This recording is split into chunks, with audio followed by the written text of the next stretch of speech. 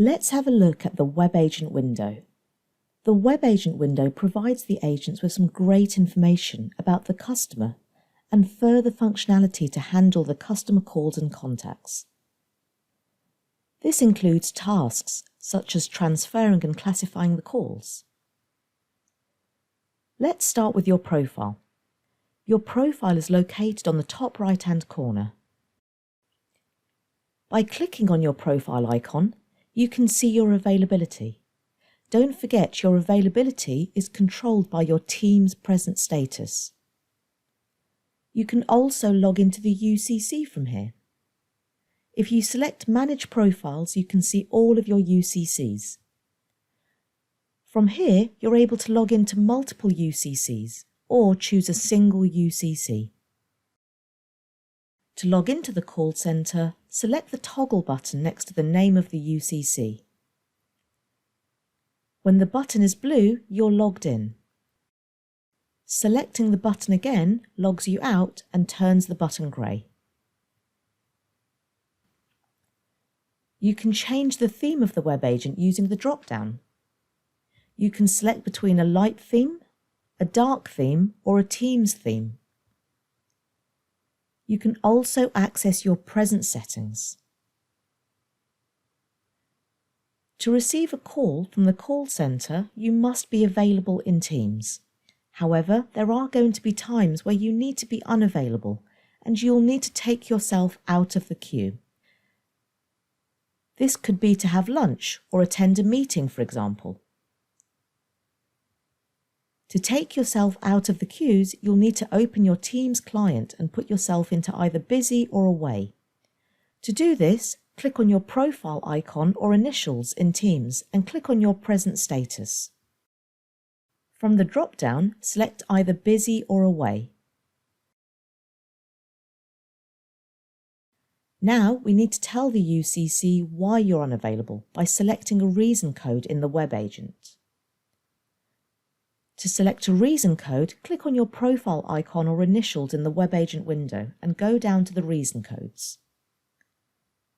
Now select a reason code that matches your status.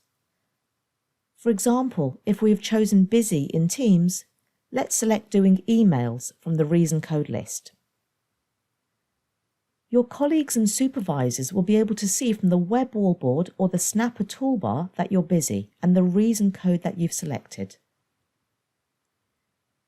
To make yourself available to the queues and start taking calls again, just open Teams and change your status back to available. This will clear the reason code that you've set in the web agent and you can begin taking calls again from the queue.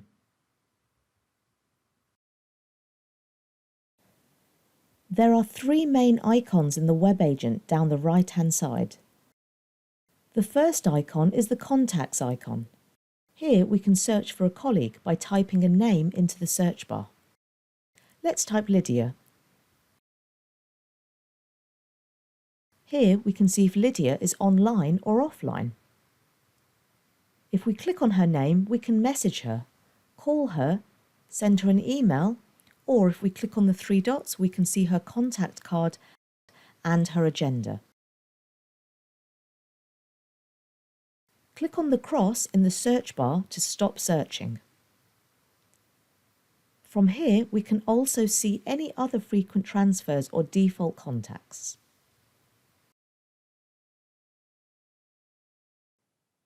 Next, we have the Incoming tab.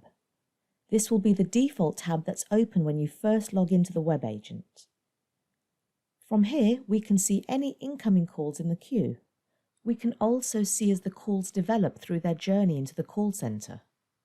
New customer calls will appear in the Incoming tab. When the customer selects an IVR option, they'll be moved to the Waiting section. We can now see the skill or option the customer selected while they're in the queue. You do have the option to take a call straight from the queue at this stage. To do this, click on the waiting queue and select the phone icon to pull the call from the queue. The customer will start ringing at your desk and you can answer the customer as normal. When the call is answered, they will move to the connected column. Hovering your mouse over the call allows you to see which agent is speaking to the customer. Once the call is finished, the customer is moved to the quality monitoring system to rate the call. This will depend on whether this feature is being used in your system. Next, we have the call history. In the call history, you can see your previous calls. These will be sorted by incoming, outgoing, and missed. Clicking on a call gives you the option to do 3 further actions: call a person back, see the contact card for that person, and view the history for that caller. To call a person back, click on the call icon. Click on the cross to go back a step.